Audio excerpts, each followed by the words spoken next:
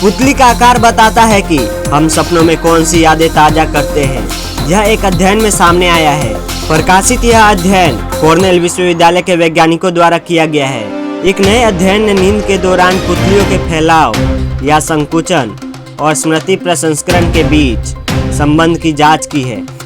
Cornell university Ithaca के वैज्ञानिकों द्वारा किए गए अध्ययन, जिसका शीर्षक है नींद की सूक्ष्म संरचना स्मृति पुनरावृत्ति को व्यवस्थित करती है, का दावा है कि सोते समय पुतलियों का आकार उन यादों को इंगित कर सकता है जिन्हें आप अपने सपनों में फिर से जी रहे हैं। ईईजी इलेक्ट्रोएन्सेफेलोग्राम के साथ संयुक्त उन्नत आई ट्रैकिंग तकनीक का उपयोग करते हुए शोधकर्ताओं ने चूहों की मस्तिष्क गतिविधि को रिकॉर्ड करने के लिए उनकी नींद के पैटर्न की निगरानी की। उल्लेखनीय रूप से चूहों को दिन के दौरान भूल भुलैया में नेविगेट करने जैसी नई जानकारी दी गई और रात में सोने दिया गया।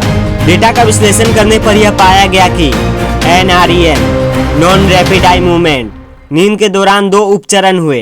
फर्स्ट स्टेप में पुतलियां सिकुड़ गई, जिससे पता चला कि नई यादें फिर से चल रही थी, जबकि पुतलियां तब फैली जब चूहे अपने सपनों में पिछले अनुभवों को संसाधित कर रहे थे या फिर से जी रहे थे। दोनों स्टेप्स एक के बाद एक हुए। न्यूरोबायोलॉजी और व्यवहार विभाग की न्यूरो साइंटिस्ट अजहरा ओलिवा ने साइंस अलर्ट को बताया, यह नई सीख पुरानी जानकारी की तरह ही है और यह पूरी नींद के दौरान धीरे धीरे उतार चढ़ाव करता रहता है। नई यादें बनाना, लेकिन दूसरों की कीमत पर नहीं। यह अध्ययन इस बात का उत्तर खोजने में मदद करता है कि नई यादें बनाने से पुरानी यादें क्यों नहीं मिटती।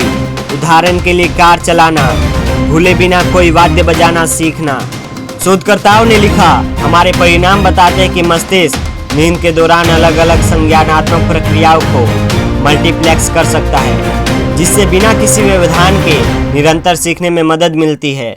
हम यह प्रस्तावित कर रहे हैं कि मस्तिष्क में यह मध्यवर्ती समय सीमा होती है जो नए ज्ञान को पुराने ज्ञान से अलग करती है। इस शोध से प्राप्त प्रमुख अंतर्दृष्टियों में से एक यह है कि मस्तिष्क में नींद की 2 उप अवस्थाओं को अलग करने की क्षमता होती है, जो पिछली यादों की कीमत पर यादों को विनाशकारी रूप से भूलने से रोकती है।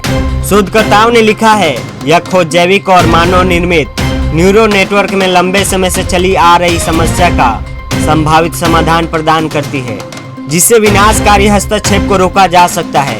साथ ही स्मृति एकीकरण को भी सक्षम बनाया जा सकता है।